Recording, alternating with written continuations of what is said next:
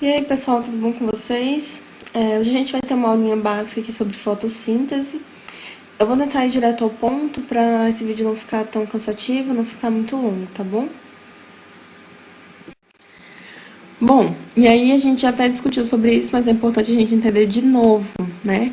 As plantas, elas podem se adaptar ao sol e à sombra, como a gente falou ainda agora sobre esses tipos de planta, né? Então, em caso de aclimatação, quando a planta tem plasticidade para responder a algum tipo de regime de luz. A folha recém-produzida apresenta um conjunto de características bioquímicas e morfológicas mais apropriadas a um ambiente especial. Então, por exemplo, você muda ali a sua planta de sol para sombra, de ambiente fechado para ambiente aberto, né, ou etc. Então, ela pode ser que ela resista aí durante um tempo, né? E aí você diz que a sua planta está aclimatada. Para que isso se torne uma adaptação, né? Lembrem aí que a gente já falou sobre isso. Essa informação tem que estar no DNA, tem que ser capaz de passar aí para os descendentes.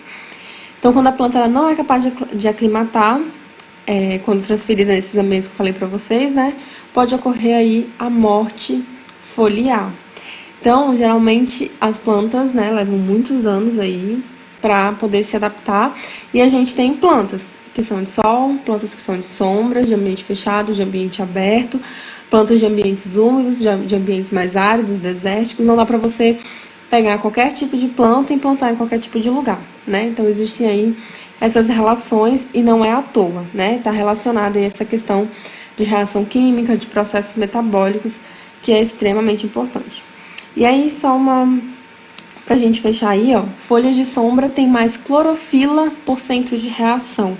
Ou seja, por isso que ela consegue realizar a fotossíntese numa taxa normal, numa taxa ótima para ela, sendo que ela está em ambiente de sombra.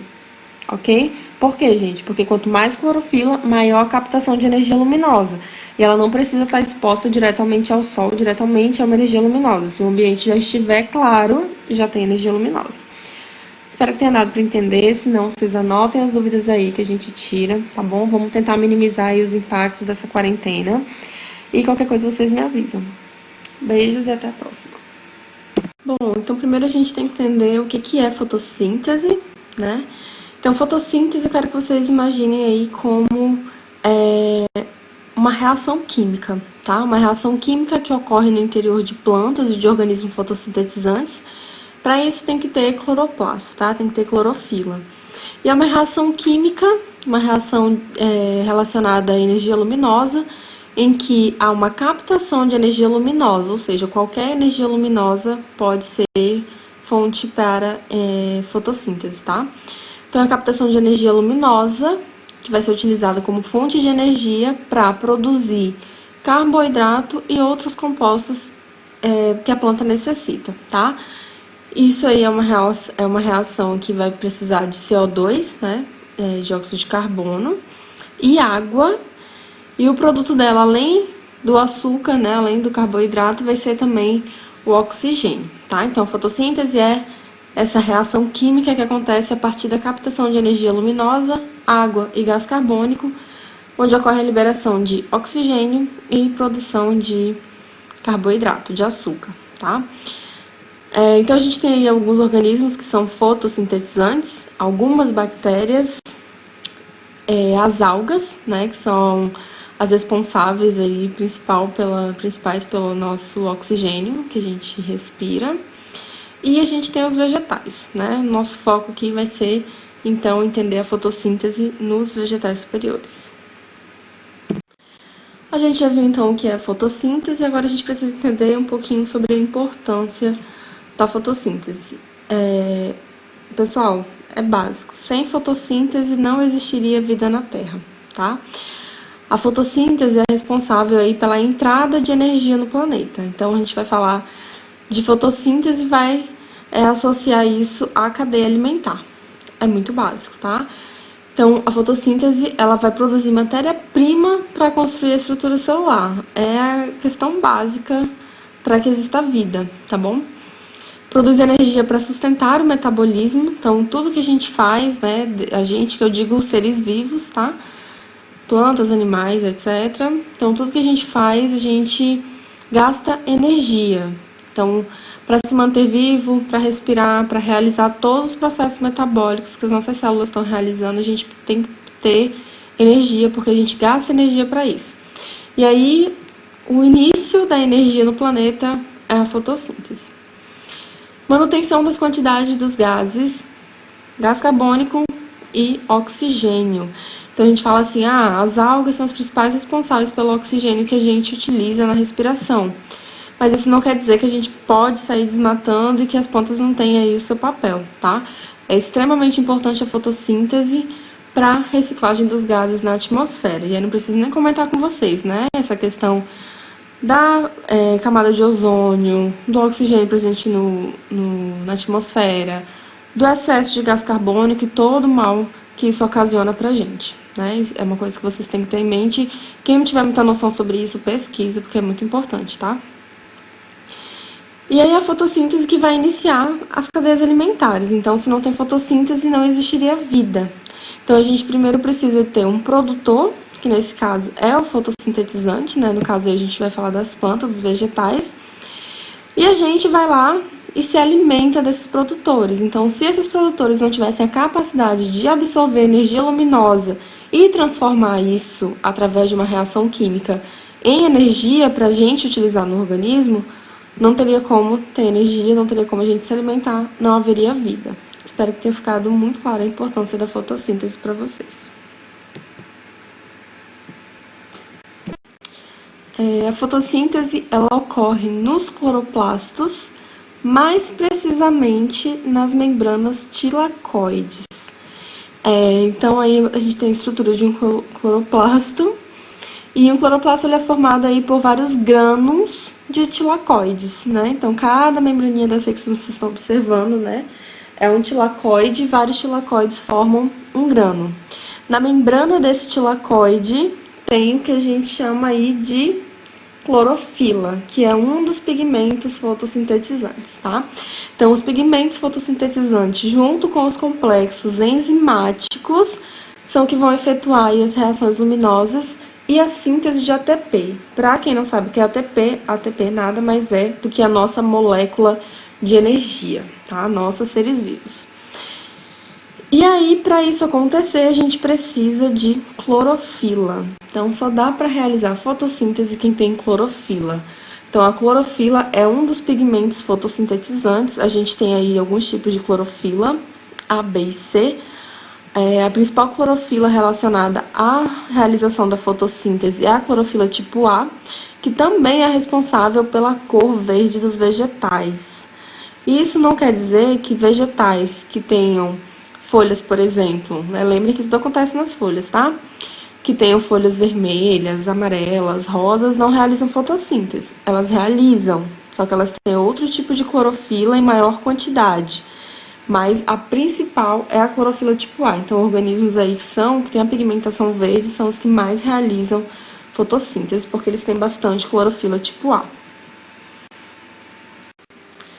Bom, como é que essa fotossíntese ela ocorre? Primeiramente, para a fotossíntese ocorrer, a planta vai precisar de água, tá?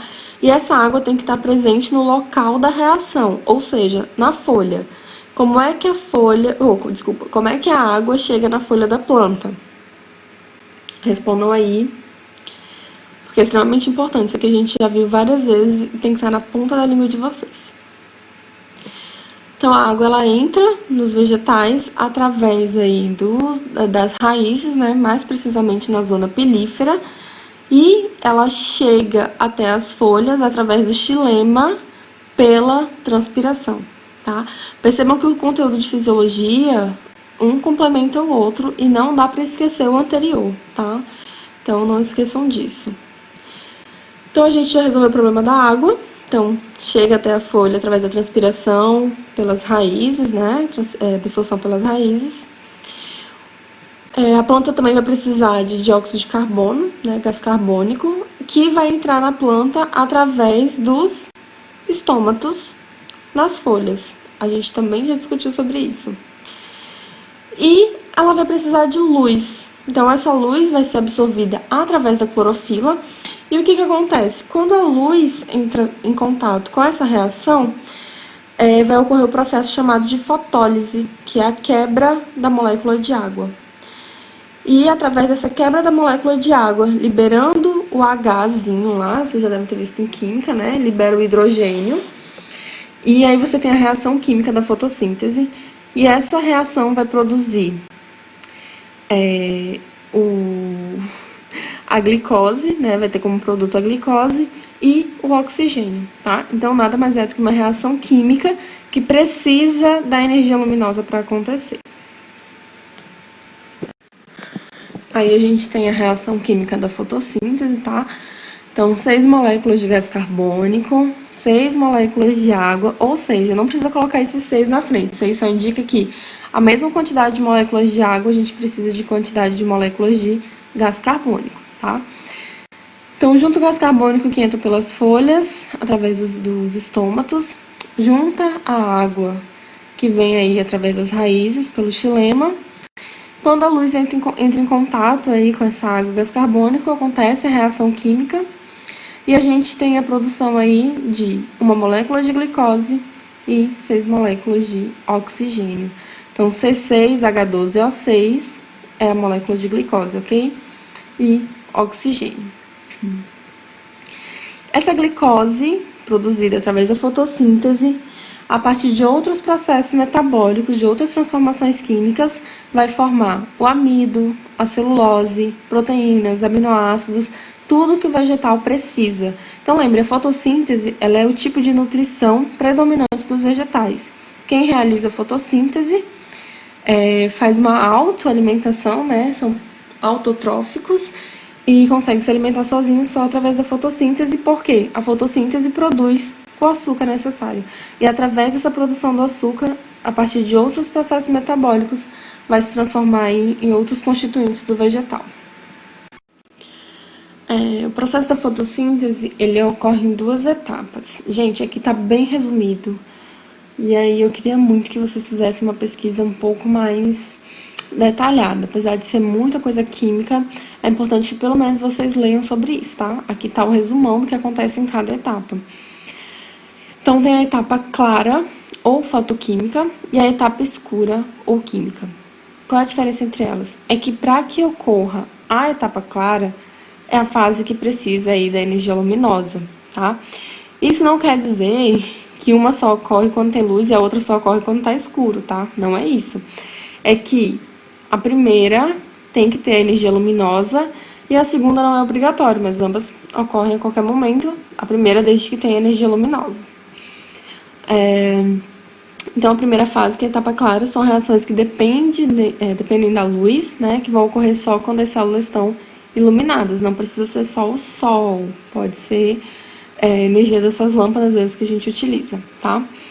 Nessa primeira fase vai ocorrer a produção de ATP, né? Produção de energia, a fotólise da água, que eu expliquei para vocês ainda há pouco, a liberação do oxigênio e a formação de NADPH2. Que é isso? Gente, isso aí está relacionado à reação química que acontece. Se vocês pegarem qualquer livro de fisiologia vegetal, vocês vão ver que para a fotossíntese ocorrer, não é só aquela coisinha básica que a gente viu ali. Tem várias reações químicas que vão ocorrendo dentro da própria reação. Então, vai liberando, conforme vai entrando essas reações, vai liberando determinados compostos, tá? Ali no esqueminha dá pra observar. Então, ali, ó, água, o sol, né, energia luminosa, quando ocorre a fotólise. Então, libera oxigênio, tá? O oxigênio é liberado a partir da quebra da molécula de água. E aí, observem que tem H2. Então, quando ocorre essa reação, vai liberar aí NADP+, ADP mais PI, que vai ser transformado em NADPH e ATP, tá?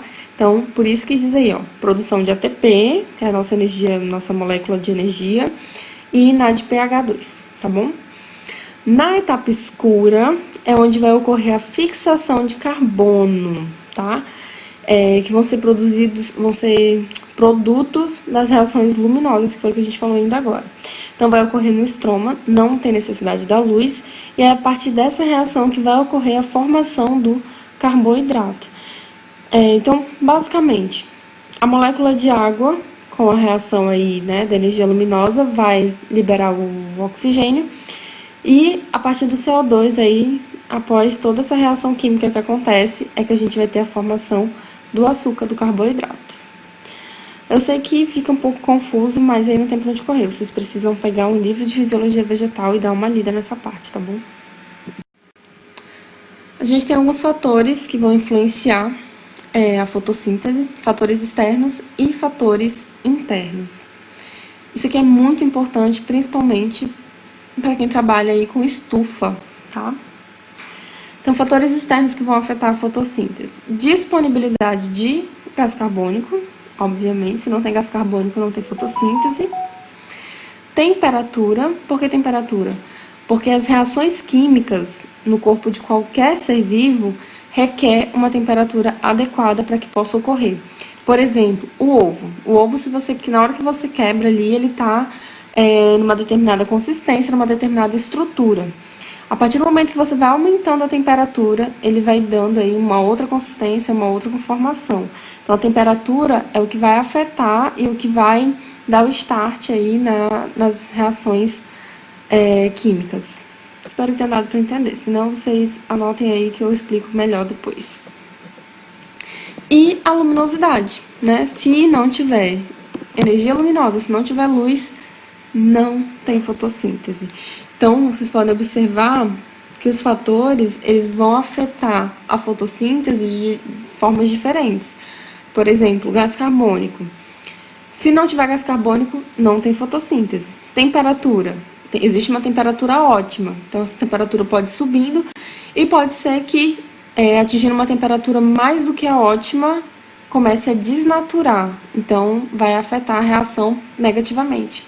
A luminosidade, ela estabiliza, se não tiver, é zero, e conforme ela vai aumentando, aumenta também a fotossíntese. E fatores internos, então disponibilidade de pigmentos, como eu falei para vocês, tem que ter clorofila, quanto mais clorofila tipo A, maior vai ser a realização de fotossíntese. Disponibilidade de enzimas e cofatores, e aí lembra que isso está altamente atrelado à questão nutricional do vegetal. Lembra quando a gente falou lá de nutrição inorgânica, tá? Então, lembra que vários nutrientes funcionam como cofatores de enzima. Se não tem determinado nutriente, vai afetar a fotossíntese. E disponibilidade de cloroplastos. Agora a gente vai ver aí alguns gráficos que são extremamente importantes que vocês entendam, tá? Então, como é que a taxa fotossintética, como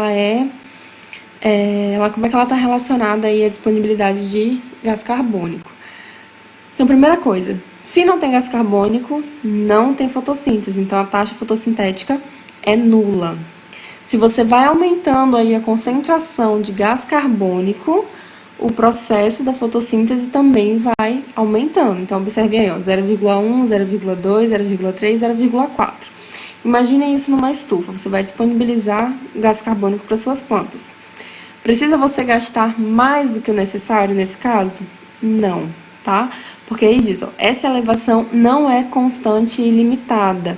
Observem que existe um ponto ótimo na concentração de gás carbônico para aumentar a taxa fotossintética e passando dessa concentração, tanto faz, a taxa fotossintética ela se mantém ali estável.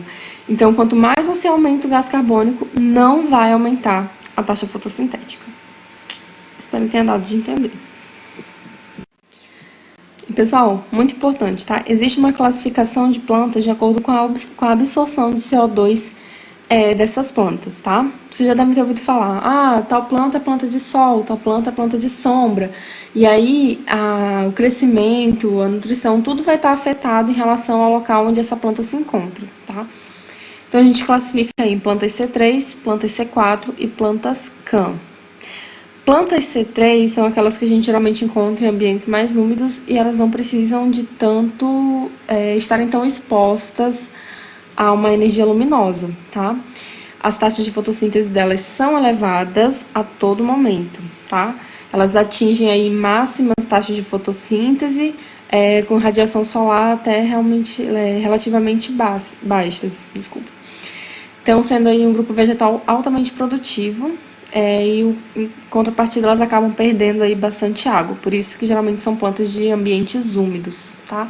Vocês têm que fazer essas relações, eu já expliquei isso pra vocês. Está relacionada à questão evolutiva, à questão adaptativa, tá?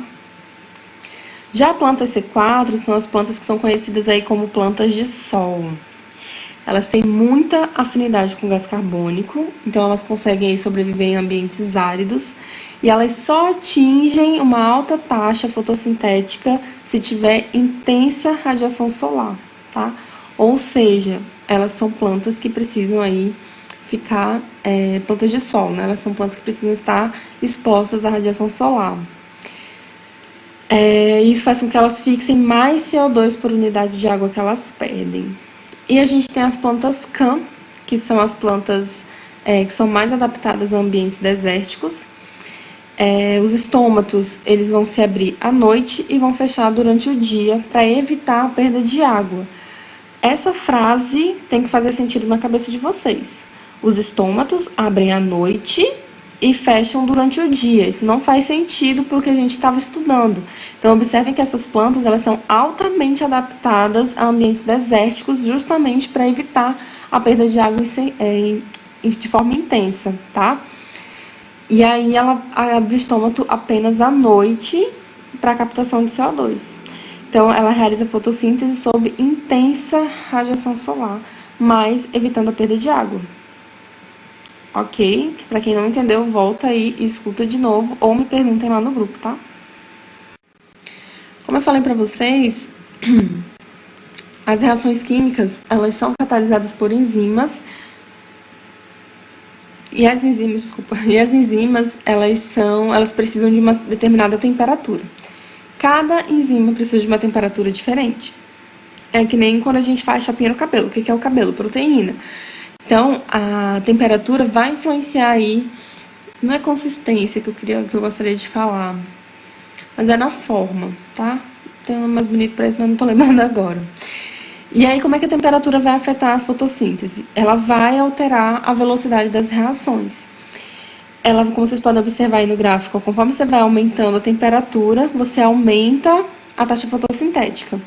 Depois de um determinado ponto, que a gente chama de temperatura ótima, nesse caso aí, ó, 35 graus mais ou menos, começa a ocorrer a desnaturação enzimática, o que é ruim. Então, a velocidade da reação diminui.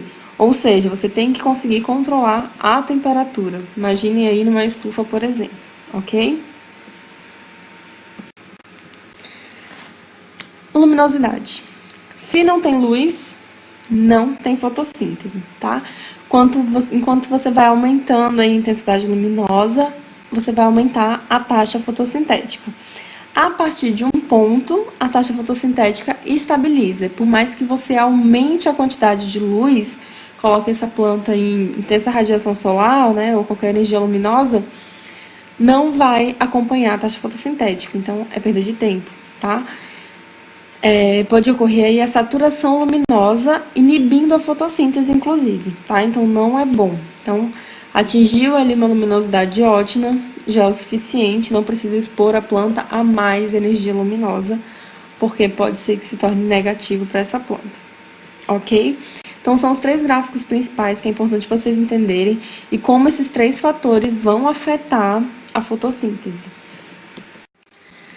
Bom, e aí a gente já até discutiu sobre isso, mas é importante a gente entender de novo, né? As plantas, elas podem se adaptar ao sol e à sombra, como a gente falou ainda agora sobre esses tipos de planta, né? Então, em caso de aclimatação, quando a planta tem plasticidade para responder a algum tipo de regime de luz. A folha recém-produzida apresenta um conjunto de características bioquímicas e morfológicas mais apropriadas a um ambiente especial. Então, por exemplo, você muda ali a sua planta de sol para sombra, de ambiente fechado para ambiente aberto, né, ou etc. Então, ela pode ser que ela resista aí durante um tempo, né? E aí você diz que a sua planta está aclimatada. Para que isso se torne uma adaptação, né? Lembrem aí que a gente já falou sobre isso. Essa informação tem que estar no DNA, tem que ser capaz de passar aí para os descendentes. Então, quando a planta ela não é capaz de aclimatar, quando transferida nesses ambientes que eu falei para vocês, né? Pode ocorrer aí a morte foliar. Então, geralmente, as plantas, né, levam muitos anos aí para poder se adaptar. E a gente tem plantas que são de sol, plantas que são de sombra, de ambiente fechado, de ambiente aberto, plantas de ambientes úmidos, de ambientes mais áridos, desérticos. Não dá para você pegar qualquer tipo de planta e plantar em qualquer tipo de lugar, né? Então, existem aí essas relações e não é à toa, né? Está relacionada a essa questão de reação química, de processos metabólicos, que é extremamente importante. E aí, só pra gente fechar aí, ó, folhas de sombra tem mais clorofila por centro de reação. Ou seja, por isso que ela consegue realizar a fotossíntese numa taxa normal, numa taxa ótima para ela, sendo que ela está em ambiente de sombra. Ok? Por quê, gente? Porque quanto mais clorofila, maior a captação de energia luminosa. E ela não precisa estar exposta diretamente ao sol, diretamente a uma energia luminosa. Se o ambiente já estiver claro, já tem energia luminosa. Espero que tenha dado para entender, se não, vocês anotem as dúvidas aí que a gente tira, tá bom? Vamos tentar minimizar aí os impactos dessa quarentena. E qualquer coisa vocês me avisam. Beijos e até a próxima.